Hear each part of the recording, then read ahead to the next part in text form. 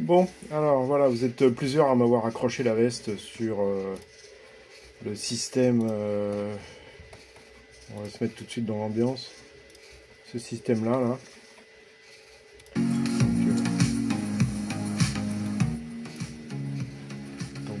Voilà. Je vais se dérouler. Donc là, il met la ficelle autour de manière à lancer le machin. Voilà. Donc là, il lance. Voilà. Alors on note déjà, ici, il y a un truc qui est moyen. C'est qu'il va lancer le disque. Et on voit qu'il y a une coupure parce que le châssis change de place. Je ne sais pas pourquoi cette coupure. Moi, les coupures comme ça, c'est toujours un peu suspect. Voilà, le châssis a changé de place. Pas beaucoup, mais suffisamment. Donc, qu'est-ce qu'on peut noter? On peut noter que le châssis est très simple. On peut noter qu'au préalable, dans la vidéo, il a soulevé le machin et qu'il n'y a vraiment rien sous le châssis. Et que c'est en plein milieu de l'air. Et faire monter un fil électrique là-dessus, c'est pas évident.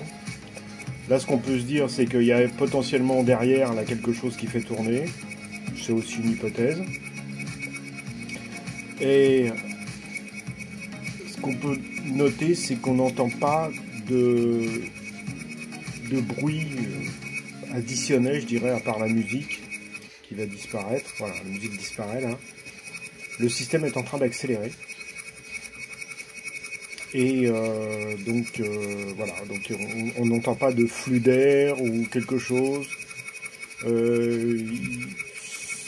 Ça n'a pas l'air d'être magnétiquement polaire, c'est-à-dire que avoir un disque magnétique qui tourne dans le coin pour entraîner, ça serait un peu loin pour le fait qu'il n'y ait pas de pôle. En fait, là, on travaillerait uniquement sur des courants de Foucault qui résisteraient à la rotation, donc qui entraîneraient le système. Mais là, la machine est un peu loin de tout, donc je vois pas. Donc ça accélère, ça accélère. Et on voit que ça accélère vraiment beaucoup, ça se met à vibrer. L'accélération est très lente, c'est extrêmement crédible. Là, le châssis se met à bouger de partout. Et vraiment, ça bouge très très fort. Donc il y a vraiment une accélération qui est imposante, je dirais, par rapport à l'ensemble de la mécanique, qui n'est certainement pas légère. Hein. Donc on voit le mode de production. Alors il avait déjà fait des vidéos avant, alors pas celle-là, celle-là. Il avait déjà fait des vidéos avant. En fait, ça c'est la vidéo d'origine, c'est la première qu'il a fait. Il produit son truc, mais à l'époque il n'y avait pas de volant d'inertie. Là on voit comment c'est foutu à l'intérieur son disque. Là il positionne ses écrous qui vont faire donc les inserts pour la tige filetée du galet. Donc voilà, le galet qui est très simple, hein, c'est un galet en aluminium avec un insert en acier apparemment. Donc voilà. Donc il positionne là-dedans. Donc à l'intérieur, il n'y a vraiment pas beaucoup de place pour mettre quelque chose qui entraîne. Voilà. Qu'est-ce qu'on peut dire de plus? Voilà.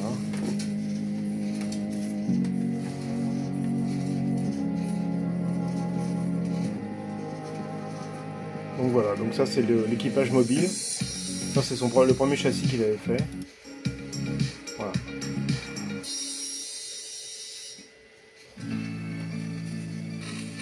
Donc là à l'époque il lance le machin, non pas avec une ficelle mais avec une perceuse.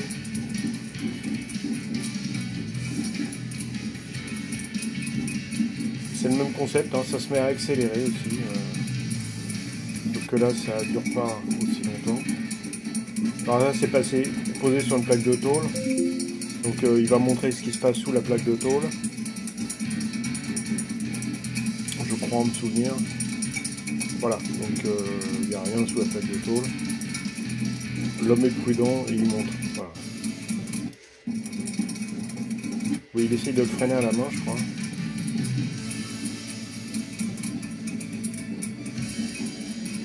Et on voit que même s'il freine, il y a quand même... ça s'arrête pas immédiatement, il y a une résistance. Donc il y a un couple qui est là. Alors par contre, je vois pas d'où il vient le couple, hein, très franchement. Alors, là, ce système-là, il l'a équipé avec un alternateur. Voilà, donc on voit qu'il a mis un alternateur et un... Donc c'est toujours la même mécanique, l'alternateur. Par contre l'alternateur il n'est pas alimenté, il n'y a pas de batterie, donc en fait comment il excite le rotor, je sais pas. Admettons qu'il y ait une aimantation rémanente, pourquoi pas, mais bon ça devrait pas dégager beaucoup de puissance, alors que là il parvient quand même à mettre une lampe dessus en direct. Donc ça me paraît moyennement crédible, mais bon, pourquoi pas, je sais pas. Voilà, donc ça c'est une chose. Donc ça c'est la dernière version, ça je voulais vous montrer. Et il y a une autre version, je crois, c'est pas ça. C'est une autre version qui est un short, je crois. Oui. Donc même principe, sauf que là, on voit que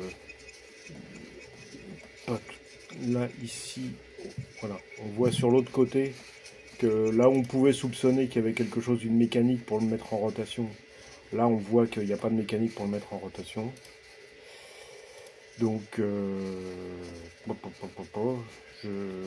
donc là on voit bien que ça tournicote. Voilà, alors il y a une chose que je vais vous montrer aussi, c'est sur celui-là, oui. C'est à la production. Je ne me rappelle plus où c'est exactement. Ouais, c'est là, je crois. Il montre que il y a un balourd. Soit c'est l'axe qui est tordu. Donc là, il fait une marque, on ne sait pas trop pourquoi. Soit c'est l'axe qui est tordu et qui fait que le système tombe. Et donc, je vois que ça qui pourrait être la source d'un mouvement éventuel. Qu'il y ait une synchronicité qui se fasse entre l'excentré du galet et la rotation du disque. Et qu'à un moment donné, il y a une synchro qui se mette en place et qu'il y ait une amplification du mouvement. Alors, pour l'instant, j'ai toujours pas fait l'analyse de la valeur, et si c'est possible. Il n'y a que ça qui me permettrait de penser qu'il y a possibilité qu'il y ait quelque chose qui se passe que je ne comprends pas. Cela dit, je crois pas beaucoup à son système.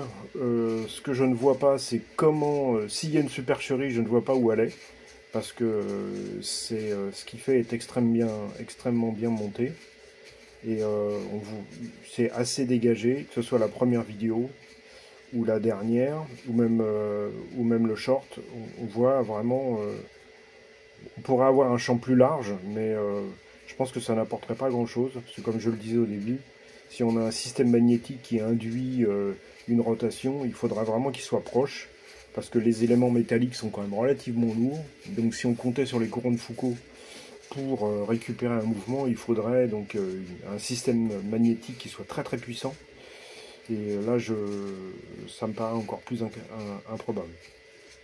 Donc voilà, je suis très partagé, à la fois je vois pas comment il fait, à la fois je vois pas où est la source du mouvement. Ça reste quelque chose d'intéressant, mais j'ai pas de solution, j'ai pas d'explication particulière à donner sur cette machine. Je suis pour l'instant un observateur, donc j'ai essayé d'avoir des informations auprès du monsieur.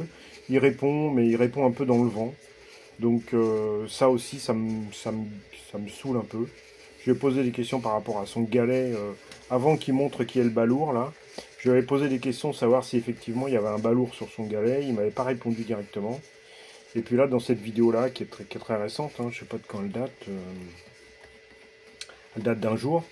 Là, il montre qu'il y a un espèce de balourd, ou l'axe qui est tordu, je ne sais pas. Donc voilà. J'en sais pas plus que vous.